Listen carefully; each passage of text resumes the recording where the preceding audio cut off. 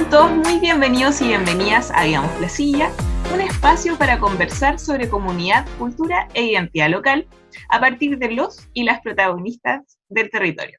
Digamos Placilla es una iniciativa de la Escuela de Periodismo PUCB a través de su proyecto CUBI, Colectivo Universitario de Vinculación y Comunicación Ciudadana, nacido con el objetivo de articular universidad y comunidad local por medio del trabajo conjunto con organizaciones y la comunidad escolar.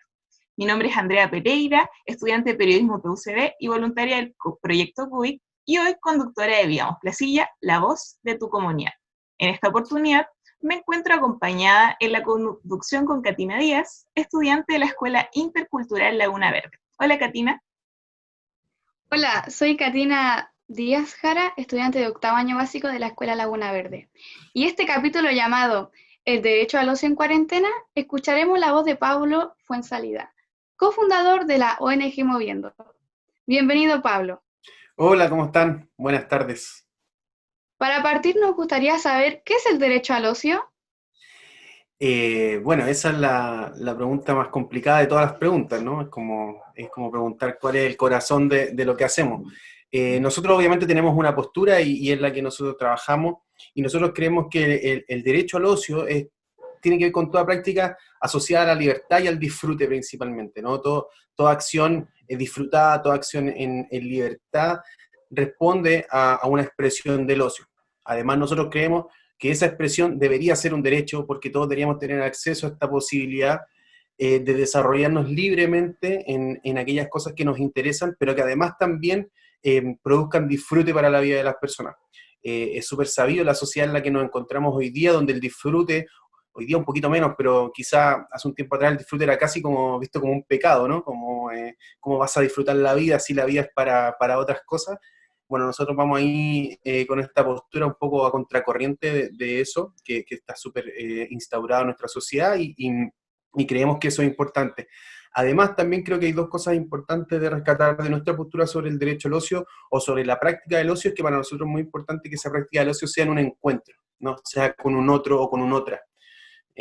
Porque en el fondo eso también resignifica la posibilidad del encuentro a través de la práctica del derecho al ocio. Creemos que eh, por supuesto que existen instancias de ocio individual que nos parecen súper importantes también, pero la que nosotros tratamos de trabajar y de reivindicar es la que tiene que ver con el encuentro con una comunidad, con un colectivo. Y además también creemos que el derecho al ocio también nos da un espacio de resistencia a esta sociedad, a esta sociedad de consumo, a esta sociedad del éxito, a esta sociedad bueno, que ya la conocemos, que muchas veces nos dice que disfrutar no es tan bueno, o que en el fondo tenemos que dedicar mucha hora al estudio, al trabajo, a las responsabilidades, porque esas nos van a acercar un poco más a este modelo exitista de desarrollo, ¿no? Entonces nosotros tomamos eso y hemos creído y creemos que finalmente la reivindicación del derecho al ocio tiene que ver con eso, ¿no? Con esos espacios de libertad, con esos espacios de encuentro y con esos espacios de disfrute que nos permitan efectivamente ser seres humanos integrales y que no solamente estemos dispuestos a la exigencia, ¿no? Sino que también estemos dispuestos a la búsqueda también de la felicidad por medio del desarrollo de acciones que nos llenen el alma y que nos permitan continuar y complementar esa vida de trabajo, de estudio, también con lo que nos gusta hacer. Claro. Algunas expresiones de esas son millones, ¿no? En el fondo son infinitas y son muy variadas, ¿no? Cultura, deporte, no sé, música, todo lo que tenga que ver con acciones de disfrute entran dentro de esta dimensión que nosotros hemos acuñado y con la que trabajamos. Claro, eso es lo que tú dices, que es como el corazón de la ONG Moviendo. Entonces quisiéramos saber de qué manera surge y cuáles son las actividades que ustedes realizan como ONG. Bueno, es interesante también cuando ya uno empieza a mirar con perspectiva lo que realiza la organización. Nosotros ya el próximo año creo que cumplimos 5 años, si no me equivoco. Siempre ahí con la fecha está como el día que se te ocurrió la idea y el día que la fundaste, ¿no? Siempre es como una mezcla ahí de fechas pero me atrevería a decir que van a ir para 5 años. Y bueno, en realidad creo que lo respondí también el otro día cuando hablaba con otras personas, que era como, nace como todos los proyectos, en el fondo, se junta un grupo de gente que quiere cambiar algo que le molesta o quiere cambiar algo que cree que es posible y busca una excusa, busca algo, acomoda las piezas y finalmente trabaja, ¿no? Yo soy profesor de educación física y en realidad, por supuesto que siempre la práctica del deporte, la actividad física y la recreación, que te lo pasan en la clase 1 de educación física, la diferencia entre las tres, la tenemos puesta ahí diferenciada, y obviamente que era un ámbito que a mí me interesaba trabajar. Nosotros habíamos trabajado, todos los que estuvimos, todos y todas las que estuvimos al principio del proyecto, habíamos trabajado en temas de voluntariado, sabíamos que queríamos trabajar en temas sociales, sabíamos que queríamos hacer una fundación, y porque nos daba un marco legal que nos acomodaba, ¿no? El de la ONG, el de la organización sin fin de lucro, y luego nos interesaba el tema de la práctica del deporte, la actividad física y la recreación.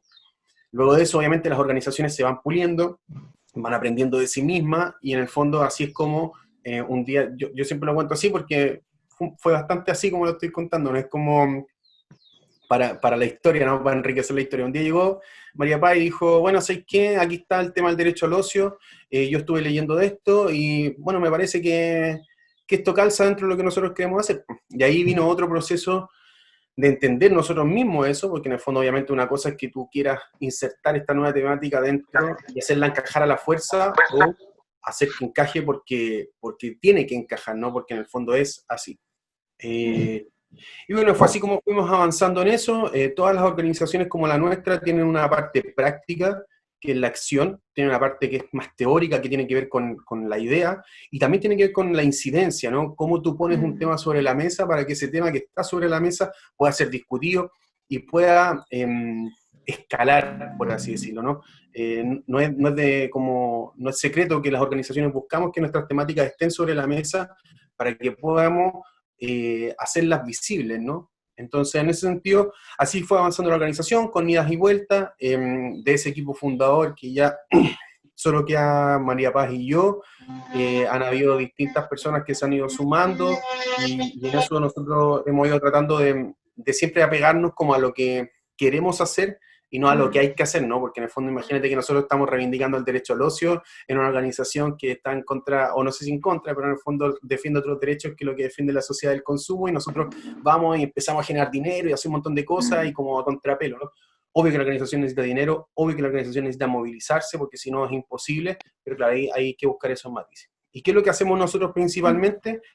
Lo primero, nosotros hicimos algunos trabajos en conjunto con el Campamento Mesana en Valparaíso, con Manuel Bustos en Viña, y luego de eso, bueno, la organización fue trabajando en distintas cosas hasta que llegamos a un producto, por así decirlo, que es la Escuela del Movimiento, que la Escuela del Movimiento es una acción que se realiza en verano principalmente. Hemos tenido alguna versión en invierno, pero se realiza en verano y invierno, y un espacio donde se trata de reivindicar el derecho al ocio por medio de la práctica del deporte, la actividad física y la recreación en un tiempo acotado, y con niñas, niños y adolescentes en este caso. Específicamente solo lo hemos realizado con aquellos que viven en el campamento Felipe Camiroaga. ¿Qué es lo interesante de esta propuesta? Que tiene tres momentos muy interesantes, que uno es el diagnóstico. Yo sé que muchas veces cuando se habla de formulación de proyecto como que está, es obvio, ¿no? Obvio que hay que diagnosticar, obvio que hay que ejecutar y obvio que hay que evaluar. Pero a veces eso no pasa, ¿no? A veces ese diagnóstico es medio forzado, es medio como maquillado para hacer calzar todo. Y nosotros desde el primer momento nos pusimos el desafío de que si vamos a hacer un diagnóstico, el diagnóstico tiene que ser como tal. Entonces, si nosotros íbamos a trabajar con niñas, niños y adolescentes, el diagnóstico lo tenían que dar ellos, no sus padres, no sus hermanos, sino ellos. ¿Qué quieres tú? ¿Qué quieren ustedes realizar? Y fuimos ahí y empezamos a trabajar con ese modelo. Entonces, el modelo obviamente se ha ido puliendo. Primero fuimos con una encuesta muy estandarizada, muy medida, porque también teníamos que ver si éramos capaces nosotros de levantar esa información. No sabíamos. Uno hace cosas, pero después va aprendiendo otras, ¿no? Claro.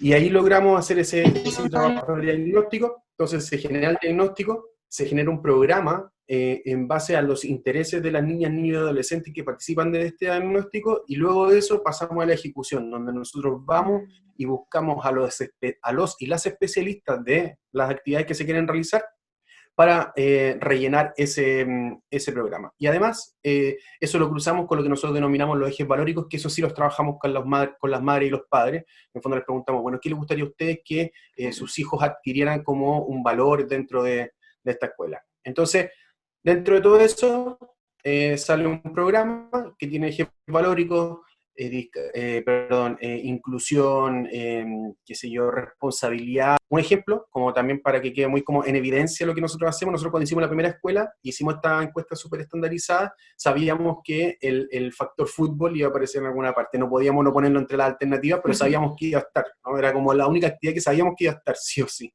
Entonces dijimos, ¿cómo hacemos para que esta acción de fútbol sea representativa de todos y todas, y no que solamente estén ahí, como pasa siempre, a los que les gusta el fútbol? Entonces, ¿qué hicimos nosotros? Fuimos donde una organización que se llamaba Adaptkine, le dijimos, queremos hacer esto. Justo ellos trabajaban con personas con discapacidad, en este caso discapacidad visual, y lo que hicimos fue un día progresivo donde pasamos de distintas acciones, donde la última actividad fue donde los niños, niñas, adolescentes y los voluntarios también, que son adolescentes, algunos y jóvenes otros, lo que hicimos fue jugar fútbol para ciegos. Nos pusimos en la situación de discapacidad, entonces en el fondo trabajamos el valor de la inclusión, hicimos la práctica deportiva y además trabajamos en específico la actividad que ellos querían realizar. Eso a grandes rasgos, perdón, la extensión. Era importante aclarar todo eso. No, no hay problema. ¿Cómo han desarrollado sus actividades durante esta época de pandemia y cuarentena? Bueno, como han sido casi todas las cosas que han realizado las personas en este periodo, hemos tratado de en el fondo poder realizar, o sea, bueno, primero fue conocer, ¿no? Conocer cómo se convivía en este nuevo contexto, porque obviamente que todos nos tuvimos que encontrar y reconocernos en ese aspecto, ¿no? Entonces, la verdad que fue primero como ya, bueno, qué habilidades tenemos, qué posibilidades tenemos, y empezamos a trabajar en un modelo, perdón, antes cuando hablé de lo que hacemos está la Escuela del Movimiento y está el Club del Movimiento, que es una versión extendida de la escuela, que la trabajamos durante el año. Y eso justamente es lo que tratamos de hacer en este periodo. Como preguntaba Katina qué es lo que estamos haciendo, específicamente lo que estamos haciendo es el Club del Movimiento formato online, ¿ya? Lo que hacemos básicamente es encontrarnos, hacer distintas actividades y reivindicar el derecho al ocio, cada uno desde su casa, con un computador o con un teléfono, tratando de achicar lo más que se pueda las brechas, porque finalmente, obviamente que las brechas de conexión y las brechas de un montón de cosas se notan también en este tipo de acciones, y la verdad que eso sí también por momentos ha sido un obstáculo, ¿ya? Pero hemos puesto todo el cariño para poder realizarlo. Y además también hemos estado realizando conversatorios vía Instagram Live. Se han realizado 6 conversatorios, si no me equivoco, donde hemos conversado distintos temas, de lo más variado, de verdad que sí. De hecho, el del otro día fue bordado fue bordado específicamente, como el bordado era un espacio de resistencia, ¿no? Y así hablamos de discapacidad, hablamos de inclusión de los adultos mayores y demás. Y lo que nosotros también hemos tratado de hacer es que en el fondo hemos generado esos espacios con lo que nosotros realizamos. Nosotros trabajamos con un grupo bien acotado de niños, niñas y adolescentes, y en ese sentido hemos tratado de llegar a ellos.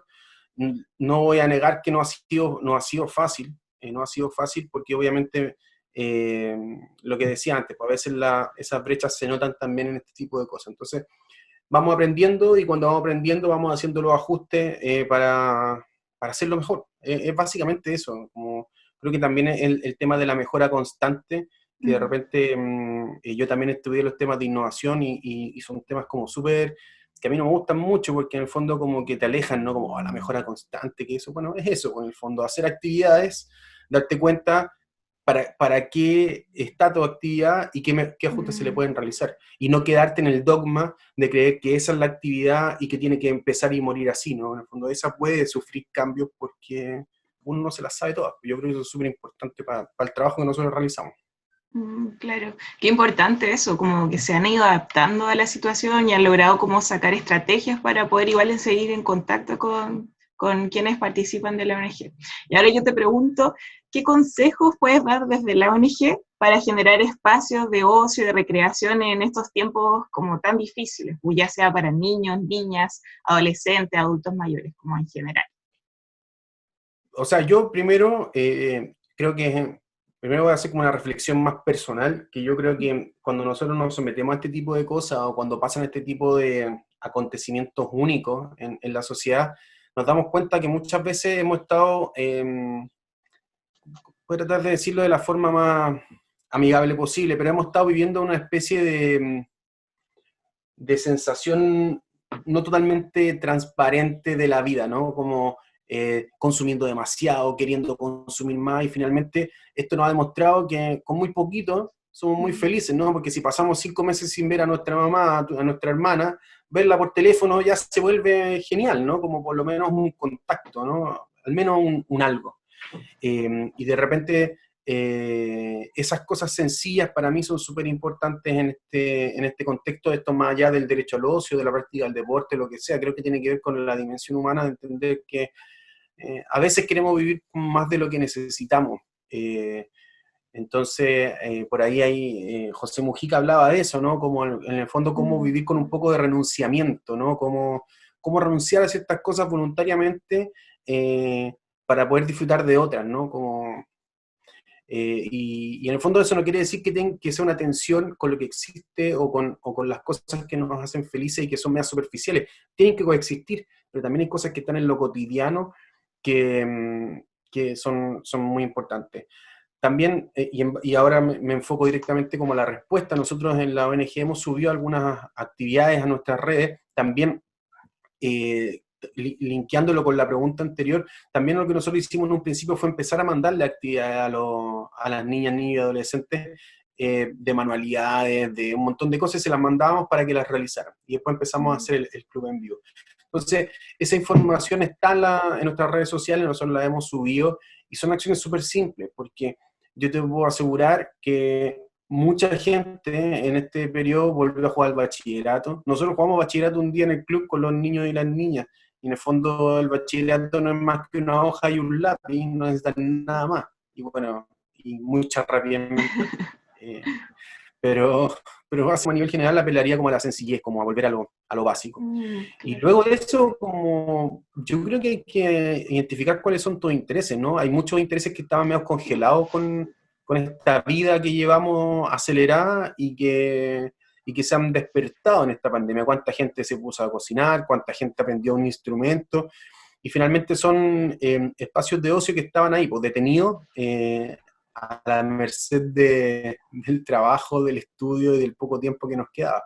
Carretear es un excelente, o juntarse con los amigos es un excelente espacio de ocio, obviamente en el contexto de la online-edad, no sé, juntarse por las plataformas, juntarse, verse, conversar, reírse, creo que todo eso ayuda también a sobrellevar estos momentos que finalmente son únicos, y yo creo que no, no hay mucha receta ahí, y buscar, tratar de, por un lado, despertar aquellas cosas que estaban medio dormidas, y por otra, descubrir para qué también uno es bueno. Así que yo iría más que como en cosas en específico, trataría de ver como que la gente busque lo que le gusta hacer y que lo realice siempre y cuando pueda. Yo vengo del mundo de la actividad física, y hay que tener mucho cuidado con la actividad física autodiagnosticada, por así decirlo también, porque es importante que la gente se asesore en ese tipo de cosas, porque una sobrecarga puede producir una lesión o incluso una caída o algo así. Entonces, yo creo que hay que ir buscando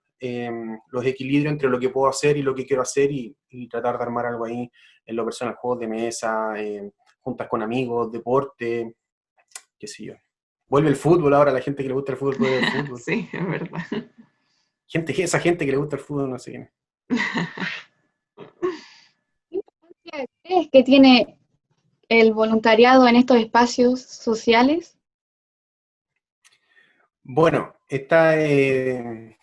sí he hablado mucho antes, aquí sí que voy a hablar mucho. Yo, bueno, fui voluntario harto tiempo, y ahora yo hago clases del tema del voluntariado. En la Universidad de Viña del Mar yo hago el ramo de voluntariado y organización social, de formación general.